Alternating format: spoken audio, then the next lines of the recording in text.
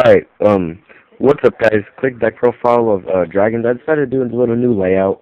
I got tired of having to, put like with one hand try to do it like before. It's kinda hard. So yeah. And a few updates like at the end of the video too. So let's get into it though.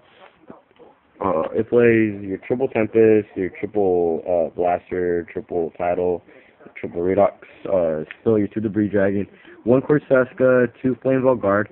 The reasoning behind going with two Flameball Guard instead of two Corsaska is because I prefer the Blaster Pop, and just because, well yeah, I prefer the Blaster Pop, and because Corsaska is searchable, and I don't play Trigon either, so that extra Flameball Guard actually puts in a lot of work. And then one Dandelion, just because, again, I don't play Trigon, I don't have one, and for me, I feel like if you don't own a second Drago sack, I don't see the point of playing Trigon, but maybe that's just me. I don't own a second Drago sack, so yeah, that's one of the other reasons.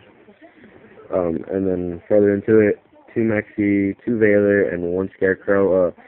Two Veiler was, just for local sake, is really good, and actually Veiler ends up being godlike in the mirror, like late game basically, or when they try to Crimson Blader you, it'll give you a turn to live, because you usually end phase, or I mean, ending their main phase, Veiler them if they try to Crimson Blader you, and when they try to make a big push with the big eye, you can Veiler it, and it's a tuner too, so you guys can make Crimson Blader faster. I don't know why people don't really like it, but I still like it.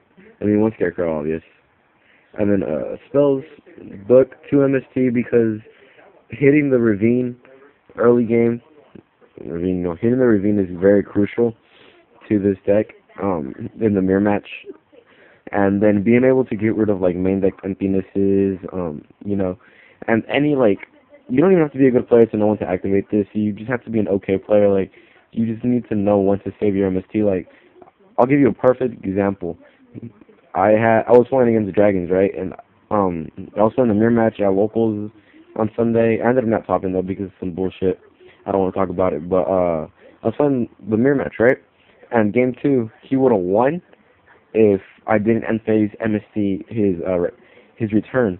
I had that MST set for no lie since the beginning of the game, and he kept setting cards, and I would just leave that MST there because I wasn't reading that it was the return. Until towards the end, I started getting slowly rid of all his back row, and I looked through his grave, and there was basically nothing in there. That dragons don't really play. Like all the traps that dragons don't really play, which is like the 2 to 3 Raigeki break, emptinesses if you want to play those. He doesn't main deck emptinesses though. He just plays 2 Raigeki break and 2 Wind Blast, I believe. So that's his lineup. Or on the Techner Force too. So yeah, I've seen all that stuff in the grave, and after looking through his grave, I've seen all that stuff in there, and then he goes set one pass. I go unphase, I MST it, and it's the return. So it basically won me the game after that, because the next turn he had to take kind of the Maxi challenge in a little mini way, and because he has to make a big eye to take my Drago sack and attack for game. But I ended up Veilering his big eye, and I drew a return off of one of the draws off the Maxi. So yeah, he like just scooped when I showed him the return. I was like, if I show you a return, will you scoop? He was like, yeah, probably. And then I showed him the return, and then he looked at my banners, and there was a Crimson Blader in there. That made him scoop even harder. So yeah, so this is really good. And then triple sword's pretty obvious. Triple ravine, pretty obvious. You need triple. One terraforming. I cut one of the consonances for a terraforming. There's usually triple consonants in here. But I feel like, again, this is very crucial in the mirror match. It's very crucial to open your ravine and plus as much as possible off of it for at least that turn. And top decking the terraforming isn't that bad, especially if they have their ravine up. You guys end up having a ravine war, so it's really good. And then your 2 consonants. And then for the traps, triple Raigeki break, just because I like triple.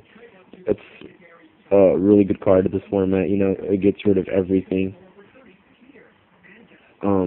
And then one Tech Mirror Force, This is something that I think a couple of players, or like I know at least one player in top 32 at San Mateo.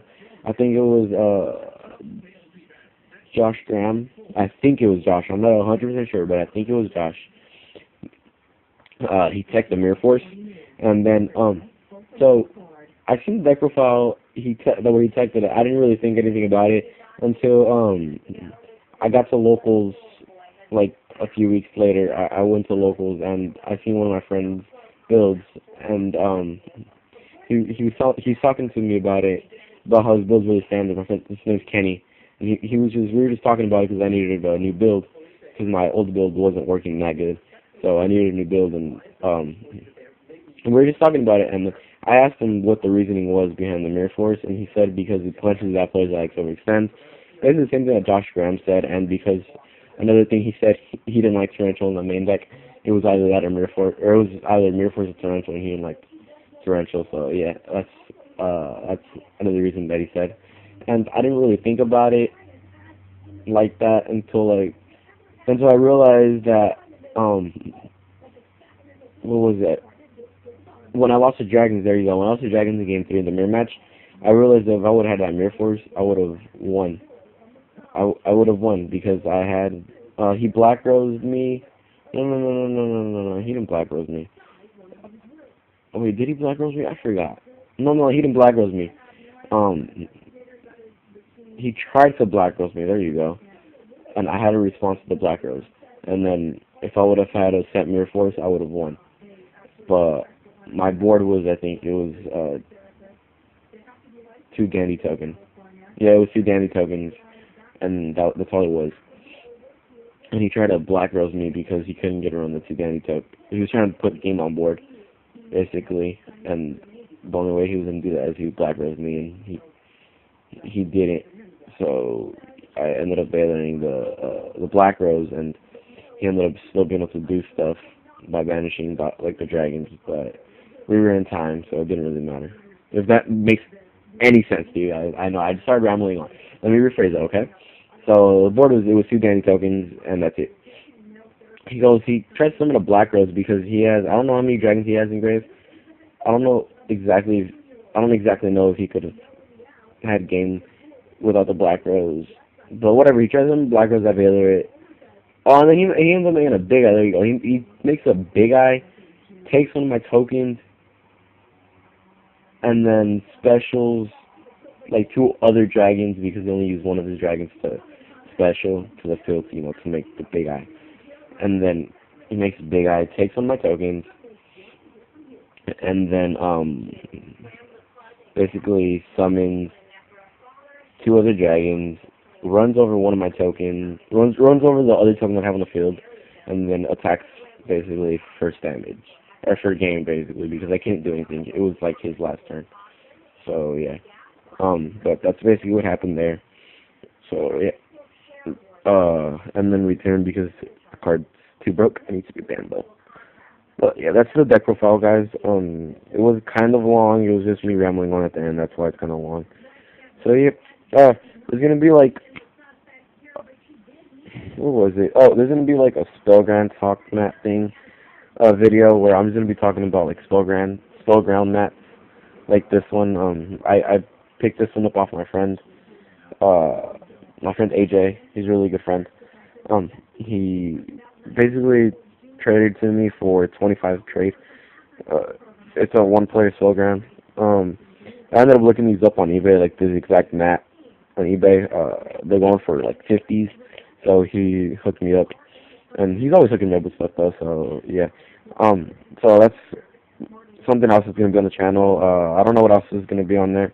Probably a couple of discussion videos because I have like one that I'm really thinking about. I just don't know how I want to go about it. It's if luck beats skill, and I'll tell you guys why I came up with the discussion in the video itself. So yeah, I just don't know exactly how I want to go about it, but I know I do want to make that video. And then yeah, I just have a lot of stuff. I have midterms next week for high school. I have a PowerPoint and a paper due on the 4th, and then I have regionals on the 16th, and I have just a lot of stuff going on, so I don't have a lot of time to upload. But this is only because I had I had it uploaded in like a couple of days. So or no, in like about a week actually. Last time I uploaded was on Friday, so almost a week. And it's I decided to upload a quick video, just because I found time in the night right before I was about to go to sleep. So yeah. So alright guys, enough from rambling on. Just saying deuces.